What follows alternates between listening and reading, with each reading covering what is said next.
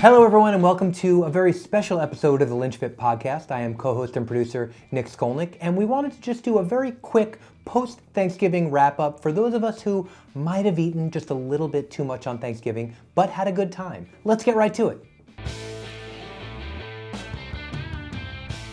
How was your Thanksgiving?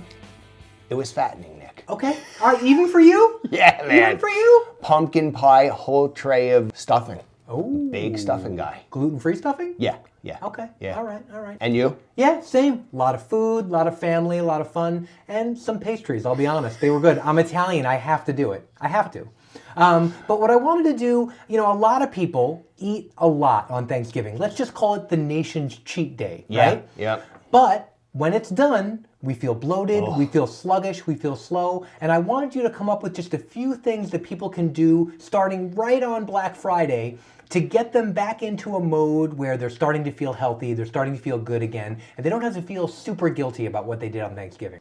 So normally, Nick, we would never advocate this as a lifestyle, but Thanksgiving, we're all eating like we got two butts. Yep. So this is just a couple of days to get that bloat off, to get yourself back feeling good again. All right, hit me. All right, so I wrote down a couple of things here.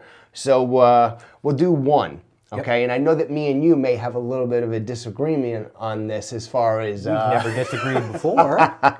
So Nick will tell you what he thinks you should do with this, but my thing is to be honest and step on the scale and see how much weight you have gained in that day, okay? 'Cause most people have an idea of what they weigh and see what the damage is. Was it 3 pounds? Was it 4 pounds? Was it 5 pounds? And my barometer is for every 2 pounds, you have to suffer for one day with what I'm gonna lay down here. Now, I was thinking the exact opposite. I'm not a trainer, I'm not a nutritionist, but I'm thinking do not step on the scale the day after Thanksgiving. Why?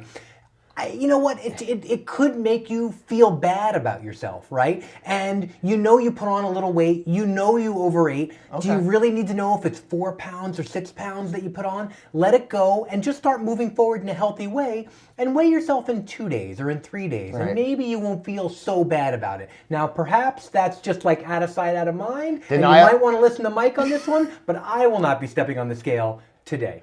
People drink a lot of beer on Thanksgiving. Yes. They watch football. The pastries come out. Everybody brings amazing meals.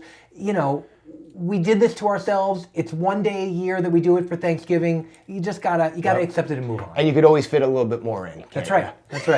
All right, number 2, what do you got? All right, so we're gonna go strict on the fluids, meaning no calorie fluids, okay? So we're gonna go plenty of water. Yep. Maybe going low on the sodium. So if you salt your foods, bring that down. Maybe you want to drink electrolyte powder or something like that. Okay. No added sugar, and sorry everyone, no booze. No booze on the day after, especially because if you went out hard the night before Thanksgiving and then you had a couple beers on Thanksgiving or whatever else you did, give yourself your Black Friday to just detox from the alcohol. Right. And I don't know if I mentioned this already, but the barometer I use is for every 2 pounds you suffer for that one day, right? Like I did say that, right? Yeah. So let's say it's 4 days, no booze for 4 days, which I think most people can do.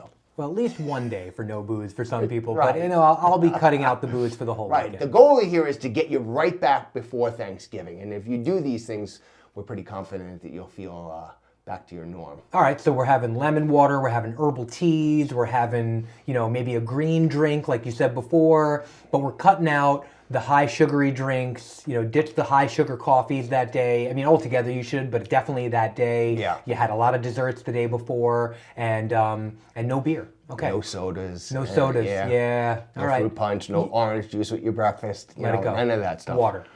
All right. Number 3. All right. So number 3 is going to seem a little extreme, but it's only a couple of days. Is train twice a day if you have that luxury. So maybe cardio in the morning. Wake up, do your cardio, set your alarm clock a little bit earlier, then work, and then train with weights, or you could do it the other way around. So weights in the morning, cardio after dinner. Mm-hmm. Or if you don't want to train twice a day and you have access to a sauna, I'm cool with doing like 30 minutes of sauna, making sure that you're hydrating afterwards, and then training at your lunch break or at the end of the day. Mm-hmm. And again, this is just for the days that equate to what the damage you however put many pounds you put on. So, and for those of us who don't have access to a gym or who aren't there yet, maybe just walk a little farther than you normally walk. Take the dog on an hour-long walk instead of a half-hour-long walk. Meet up with your friends at the mall if it's not nice outside and do, 45 minutes of walking instead of 20 minutes of walking. Correct. But just push it a little bit at your own level so that you're burning off some more calories. Absolutely. You could double it up that way, but for some people, they say, oh, I don't have that time. Then, okay, whack it up, in the morning and the night. And it's just for a couple of days. But you can do what you said there of just consolidating it and doubling your time. Okay. All right. That's number 3. Let's keep moving. All right. So then as far as nutrition goes, we're going to take that, like what you said before we started this video, like the white meat, the lean meat that's left over, or, and doesn't have to be from Thanksgiving, but we're going to go on a high protein, high green vegetable diet for those days. Okay. We're going to go real low fat, and we're going to go real low carb just for those days. So all the leftovers, like that sweet potato, marshmallow, pecan dessert that they made, save them for somebody else. Yep. Take all the pastries and the cakes that you took home, save them for somebody else. We're not having those today. Yep. We had them on Thanksgiving. Yep. We enjoyed them. They were great. We might not have felt great after we ate them, but they did feel good when we put them in our mouth, right? Yep. But we're not having them on that Friday and that Saturday. We're going to eat the green vegetables that no one touched, Nick. I mean, I ate some green vegetables yesterday, so I felt good about that. Did you? I did. That's great, man. That's why you look so good. Well, I look okay. All right, so high protein, low fat, low carb. Yes. Not no carb, but low carb. Low carb, just vegetables, green vegetables, and again, just for these days. Okay. So. All right, I think that's pretty simple. Yeah. At least for 2 of your 3 meals, if you can't help it. But right. do what you can. Right. We all know the benefits of fat, but we all have fat reserves that we could tap into, and no one's gonna, go bonkers if they go a couple of days with low carbs. Okay.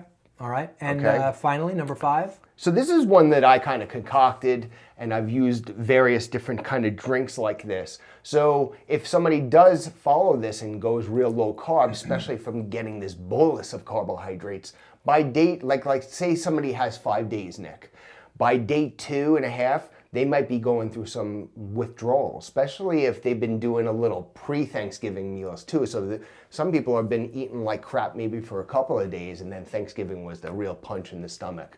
So by the second day, they might start to go through a little bit of withdrawals. We don't want somebody to make a mistake at work and send out, money to a company because they're not getting fog. Yes, exactly. So what they can do, Nick, is make up a drink. Use plenty of celery. You can blend this up. Okay. So this is like a smoothie maker or a blender that you have. You're making this in that. Okay. Yes. All right. So you're going to take, make sure that you clean it all well, all right, because raw vegetables can have bacteria on it. So we're going to do plenty of celery. They don't really need to measure for that. 1 carrot, preferably organic. You're going to do a tablespoon of apple cider vinegar. Okay. You're going to do a little pinch of cinnamon, Ceylon cinnamon, preferably if they have that. Ceylon cinnamon? Yeah. What is that? It's just a different type of cinnamon that really helps control and regulate blood sugar, and it's got a little bit more chromium in it. Okay. Okay. So, but they could use regular cinnamon, but if somebody has access or they want to buy these things, they can get Ceylon cinnamon. And then they can do like a quarter of a green apple or, something bitter that they're not going to really get a huge blast of sugar. And they can blend that with some ice.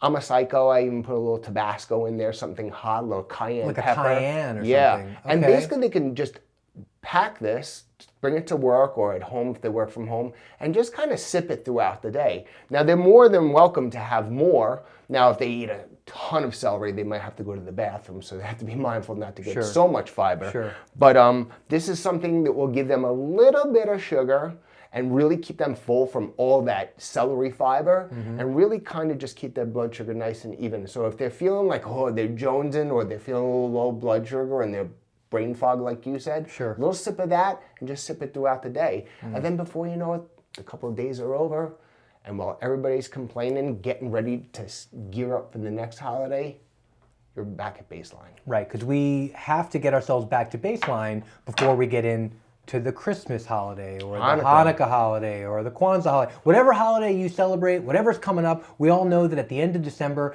families get together, people start overeating. Holiday parties, right? Holiday parties at work, all that stuff's coming down the line, and you don't want to be 3, 4, 5, 10 pounds overweight from the Thanksgiving and the Halloween, and then going right into January where now you've just eaten like garbage for 2 months and you're really having to climb up a hill to get out of the hole you're in. Yeah, and unfortunately, a lot of people are not aware of this, but the number one night to have a heart attack is Thanksgiving. Seriously? Yeah.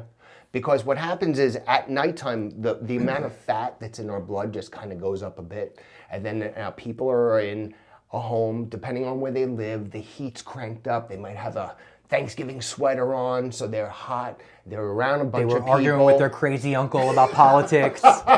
Exactly. I get it. And now they eat a huge bolus of calories, lots of fat, lots of sodium, lots of sugar. And a lot of times people, if they're on the cusp, that's the last meal that they need to have to really have that event. So whether they're at this point in their life, everybody kind of feels a little junky the next day. So these tips are all healthy. None of them are extreme. They're extreme-ish. This is not something we would ever say, this is what you want to do. But these are maybe some of the things I might do with somebody if they needed to do a photo shoot last minute. We both worked with people on TV and camera and stuff like that. And sometimes they get a call out of nowhere and, and do what you can. Push. If you can do 2 of the 5, 3 of the 5, it's better than none of the 5. Yes. Of course, try to hit all 5 if you can, but do what you can, and I'm sure you'll be feeling better in just a few days if you're still feeling bloated after Thanksgiving. Yeah. All right. Well, Mike, thanks for those tips. I think that was really helpful for me. I'm going to try to implement all 5 if I can. Of course, maybe 4, because I'm not going to do the first one. I will not be stepping on that scale. But let us know how much weight you put on, or maybe you lost weight. Maybe you were so good on Thanksgiving that you're actually down a few pounds. Let us know. Yeah. Thanks for joining us, and have a great weekend, everybody. Thank you, everyone. Bye-bye. Like the video, subscribe, the bell notification so you don't miss any videos in the future.